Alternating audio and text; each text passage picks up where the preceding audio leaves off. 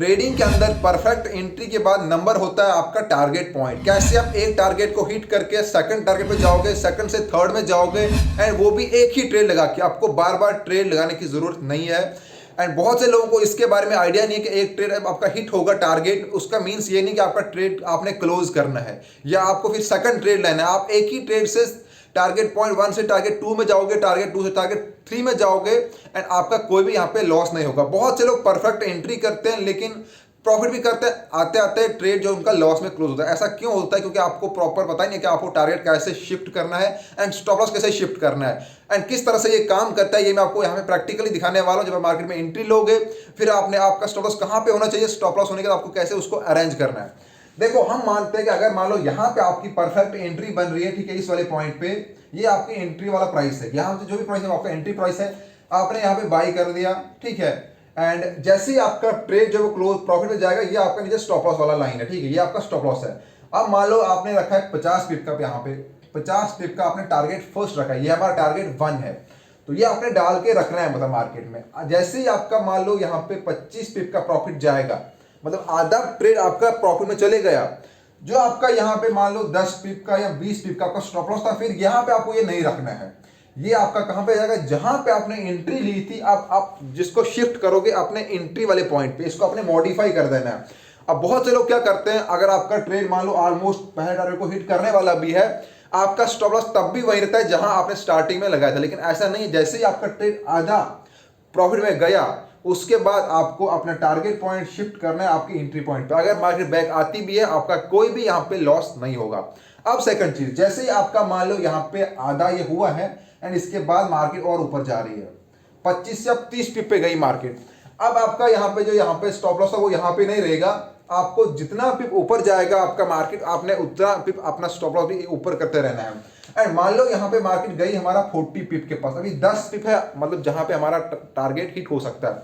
अब आपको target point 1 को हटा देना है वहां से। अब जो आपका टारगेट पॉइंट 2 था वो मॉडिफाई कर देना है, ये आपका कैंसिल हो जाएगा, ठीक है, ये वाला टारगेट कैंसिल होगा और आपका जो स्टॉप लॉस था वो कहां पे अब आएगा? जो आपका पहले टारगेट का आधा था 25 पिप्स, यहां पे आपका स्टॉप लॉस आएगा एंड आपका जो टारगेट पॉइंट था अब वो ये वाला जाएगा, ठीक है। अब यहाँ पे 100 पिप के पास आपका यहाँ पे टारगेट पॉइंट जाएगा। सेकंड टारगेट आपको लगा देना है, हिट होने से पहले कुछ पॉइंट पहले आपको लगा देना है सेकंड टारगेट। एंड मान लो आप यहाँ पे 40 पे पहुंच गए हो, आपने 25 रखा स्टॉप लॉस, एंड 40 से मान लो आप जैसे 50 पे जाओगे तो आपका स्टॉप लॉस कहां पे आएगा? 40 पिप्स पे। 40 पिप्स पे आपका स्टॉप लॉस आएगा। अगर मार्केट नीचे भी आती है तो आपका 40 पिप का प्रॉफिट चले जाएगा। एंड अगर मार्केट यहां से कंटिन्यू ऊपर जाती है, जितने पिप मार्केट ऊपर जाएगी आपको बस 10 या 15 पिप का गैप रखना है उसके बाद। अब मान लो मार्केट आपकी ऑलमोस्ट सेकंड टारगेट को हिट करने वाली है, यहां पे 100 पिप है, तो आपका जो स्टॉप लॉस होगा वो कहां पे होगा? ऑलमोस्ट 80 पिप आपको रखना है। 80 पिप आपका स्टॉप लॉस कहां पे रहेगा? 80 पिप पे। एंड आपका अगर यहाँ पे मान लो 90 पिप्स का पहुंच चुका है ये आपका टारगेट पॉइंट, ये आपको आप कैंसिल करना है। अब ये नहीं रखना है, इसको आपको कैंसिल करना है। अब आपने टारगेट डाल देना है यहाँ पे, मान लो कितना था आपका 150 पिप्स का, जो भी था आपका थर्ड टारगेट, जहां पे आपको लगता है कि मार्केट यहां तक जा सकती है, अब अपने वो वाला रख देना है एंड आपका 80 पे रहेगा। मान लो मार्केट ने 100 पिप को यहाँ पे टच कर दिया, ठीक है, जहां पे आपका सेकंड टारगेट था वहां पे मार्केट पहुंच चुकी है ना, आपने अपने स्टॉप लॉस को भी इंक्रीज करना है 10 पिप और आपने 90 पे इसको लाना है, ठीक है, आपने 90 पे लाना है। अब मान लो 90 से मार्केट 100 से जा रही है मार्केट 130, तो आपने 120 लाना है अपना स्टॉप लॉस। इसी तरह से आपने जब मार्केट में जितना मार्केट ऊपर जाएगी आपने 10-15 पिप का गैप देना है। अगर मार्केट बैक भी आती है तो आपका प्रॉफिट ही रहेगा, आपका स्टॉप लॉस कभी हिट नहीं होगा। मीन्स कि अगर आपका स्टॉप लॉस हिट होता भी है लेकिन आप प्रॉफिट में क्लोज करोगे। अब मैक्सिमम लोग कहां पे मिस्टेक करते हैं, जो ये मिस्टेक आपको कभी भी नहीं करनी है।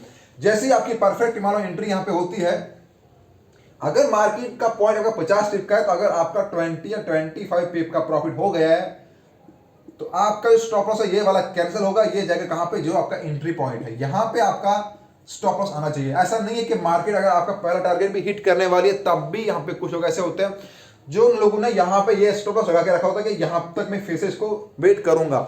ये आप गलत करते हो क्योंकि मार्केट ने आपको प्रॉफिट दे दिया एंड आपने तब भी लॉस किया। मींस कि अगर आपने यहीं पे रखा, मान लो मार्केट पहला टारगेट हिट करने वाली थी, वो नहीं हुआ हिट, मार्केट बैक आएगी यहां से एंड आ गई लॉस में, तो आप लॉस में चलोगे। जब क्या आपने स्टॉप लॉस हिट किया ही, चेंज किया नहीं, तो आपको एकदम से अपना एसएल चेंज करना होता है। आपको वेट नहीं करना है कि ये पूरा हिट होगा या ये होगा।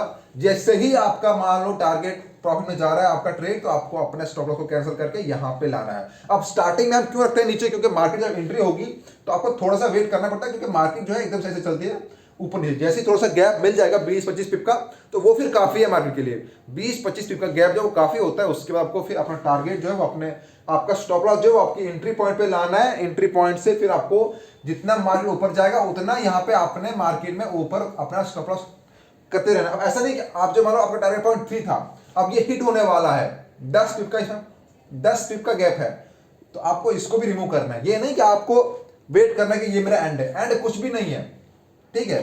जितना जल रही है मार्केट चलने दो, आपको बस चेंज करते रहना है। 20 पिप आप ऊपर ले रहे हो तो यहाँ पे जो टारगेट मार्केट का जो करंट प्राइस चल रहा है ना, आपका जो स्टॉप लॉस है उसके बीच में आप 10 से 15 पिप का गैप रखो।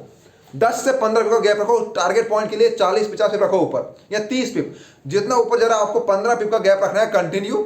जितने पिप ऊपर जाएगा उतने आपने अपना स्टॉप लॉस ऊपर करते रहना है, मतलब आपका प्रॉफिट उतना बुक हो रहा है। अगर 10 पिप ऊपर जा रही है मार्केट, तो आपने अपने स्टॉप लॉस को भी 10 पिप ऊपर कर देना है, और जाएगी 10 आपने और करना है। यहाँ वापस आएगी आपका हिट होगा तो कोई बात नहीं, आपका प्रॉफिट ऑलरेडी बुक हो चुका है। तो इस तरह से आपने एक छोटे से ट्रेड को बड़े ट्रेड में कन्वर्ट कर सकते हो, क्योंकि जो बहुत से लोग जो क्या करते हैं, नहीं करते, वो क्या करते हैं, अब अगर आपका यहाँ पे टारगेट 1 है, टारगेट 2 है, टारगेट 3 है, ये हिट हुआ, फिर सेकंड ट्रेड यहाँ पे लेते हैं। अब सेकंड ट्रेड लोगे तो क्या होता है, अगर ट्रेड आपका माइनस से स्टार्ट होता है, उसके लिए आपको एक मतलब ये वाला जो बीच में यहाँ पे आपका प्राइस था वो आपका मिस होता है। आपका आपने ट्रेड के लिए भी आपको चार्ज कटेगा, एंड आपका ट्रेड भी लॉस से स्टार्ट होगा, तो मतलब आप सही से नहीं कर पा रहे हो। वो परफेक्ट एंट्री नहीं है एंड परफेक्ट ट्रेडिंग नहीं है। आपको परफेक्ट ट्रेड के लिए एक ही ट्रेड के ऊपर काम करना है, आपको थोड़ा सा गैप रखना है, अपना स्टॉप लॉस एंड अपना टारगेट पॉइंट आपको कंटिन्यू चेंज करते रहना है। तो ये होता है हमारा perfect stop loss and target. इसके बाद अगर आपको कोई डाउट रहता है तो आप मेरे को कमेंट करो, मैं आपको बताऊंगा कि कैसे, या आपको अगर नहीं लगाने आ रहा है कि टारगेट पॉइंट कैसे लगाते हैं, वो मैं आपको प्रैक्टिकली दिखाऊंगा अपने MT5 के ऊपर। उसके लिए हमारा वीडियो बनाएंगे कि कैसे टारगेट लगाते हैं, स्टॉप लॉस कैसे लगाते हैं, कैसे काम करता है ये। अगर आपको नहीं आ रहा तो कमेंट करो, मैं आपको पूरी वीडियो बना के दूंगा प्रैक्टिकली, जहां पे हम आपको सिखाएंगे। Thank you friend.